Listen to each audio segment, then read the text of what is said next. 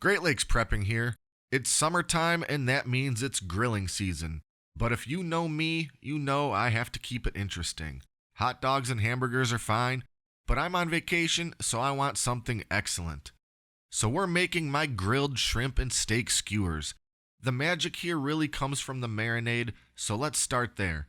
For the steak, I'm making a savory red wine marinade.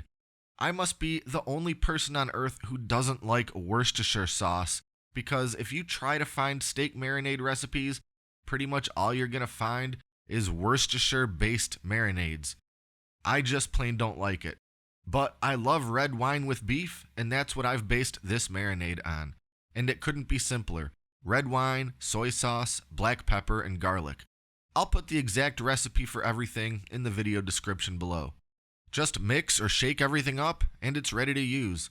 I'll marinate my steak for about 2 hours before it's time to grill. Now for the shrimp marinade. There's so many good seafood marinades, but today I'm going with my awesome lemon pepper marinade. This recipe includes olive oil, lemon juice, garlic, parsley, seasoned salt, and black pepper. I'll marinate the shrimp for 30 minutes before grilling. A quick note about the lemon pepper marinade. While your shrimp is marinating, you should refrigerate it, but I recommend against making this marinade far in advance and refrigerating just the marinade until you're ready to use it. I've found that the mixture can break if it's kept too cold, and you'll be left with an oily, lumpy mess that is not very appetizing. So it's best to make the marinade pretty much the same day you're going to use it. With our steak and shrimp, we're having grilled corn, and I'll make it the exact same way I described in one of my recent videos. Basically, shuck the corn, coat in olive oil, season with salt and pepper, and grill for about 15 minutes. Since we've only got this small grill up here, real estate is at a premium, so we'll do the corn first since the protein will not take very long to grill. Now it's time for our skewers.